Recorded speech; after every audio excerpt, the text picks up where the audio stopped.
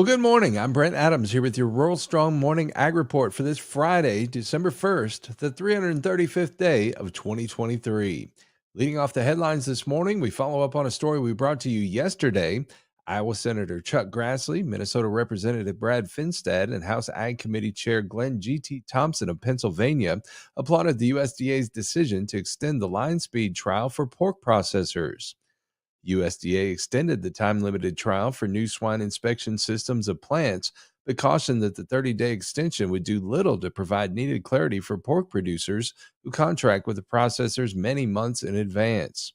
The announcement comes after a letter requested U.S. Agriculture Secretary Tom Vilsack issue an extension to ensure that processing plants can continue operating at increased line speeds. The new swine inspection system trial has proven safe and effective at swiftly processing hogs, Grassley said, adding that while he's happy with the extension, he believes the USDA risks creating a harmful bottleneck in the pork supply chain if the extension doesn't go any longer. House Ag Chair Thompson says it's his hope the department operates transparently to ensure the facilities can maintain full operational capacity. Well, Iowa Attorney General Brenna Bird filed a motion for summary judgment regarding the Environmental Protection Agency's failure to respond to a request to sell year-round E15 in Midwest states. Iowa and 6 other states filed an opt-out request that would allow them to sell E15. Growth Energy CEO Emily Skor says biofuel leaders have been more than patient. For over a year past the statutory deadline, they've waited for EPA to follow the law and allow them to make E15 available to their states year-round, she says. They've been forced to return to court to compel EPA to do something it was required to have done by July 2022. SCORE also says in its continued decision to illegally delay acting on the governor's request, the EPA has cited fuel distribution concerns that are greatly overstated. It's a low-carbon fuel that saves consumers money and is better for the environment, she adds.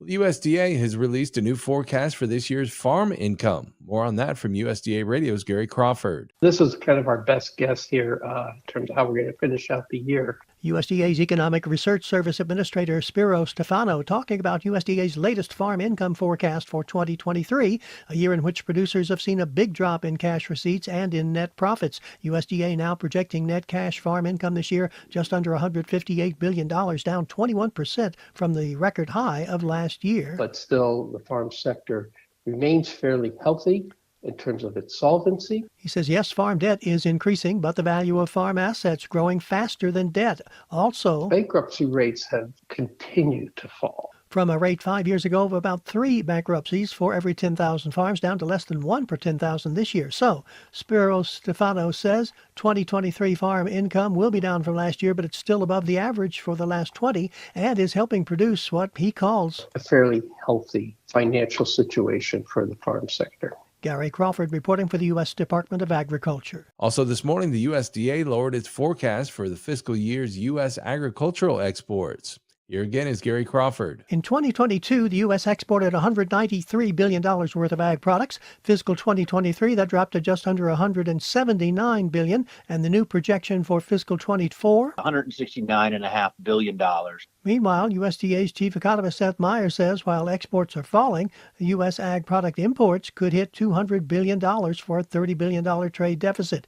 He says there are plenty of possible reasons for all of this. Some might be the strength of the U.S. dollar. Some might be better performance of the U.S. economically than some of our trading partners around the world in terms of GDP growth.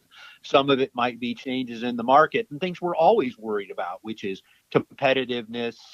Meyer says, though, the U.S. export number is still above historic averages and basically trade is still good, still strong, maybe not as robust as it was for a couple years. And he says a lot can happen between now and the end of this fiscal year. Gary Crawford for the U.S. Department of Agriculture. And finally this morning, Secretary Vilsack Thursday announced available assistance as part of a distressed borrowers initiative focused on farm and emergency loan borrowers. Here with the details is USDA Radio's Rod Bain. The latest in efforts to assist distressed farm loan borrowers impacted by events such as emergencies or pandemic. 1,300 borrowers, we're going to provide some level of relief, assistance, and resources. Agriculture Secretary Tom Vilsack at South Carolina State University Thursday announcing approximately $208 million in automatic financial assistance will be available for qualifying farm and emergency loan borrowers. $80 million of assistance will go to borrowers with qualifying guaranteed loans flagged for liquidation as of November 30th, while the remaining amount covers borrowers with current outstanding direct emergency loans. The Secretary says this is the latest action within the Distressed Borrowers Initiative. To date, over 31,000 borrowers who have done business with USDA either through a direct loan or through a guaranteed loan at a bank that's guaranteed by the USDA have received over $1.7 billion of assistance to become current on their loans, to provide them the opportunity to breathe a little easier. I'm Ron Bain reporting for the U.S. Department of Agriculture in Washington, D.C. Well, you can keep up with the latest from the world of agriculture by subscribing to the Tractors and Troubadours podcast from Rural Strong Media. Each week, I bring you agriculture industry newsmakers, hot button industry issues, educational features, and the best in traditional country music.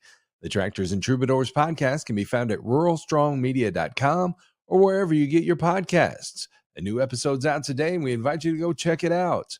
We also invite you to join us daily on Rural Strong Radio, our 24/7 streaming radio station found at ruralstrongmedia.com or on the Live 365 streaming radio app for your mobile device.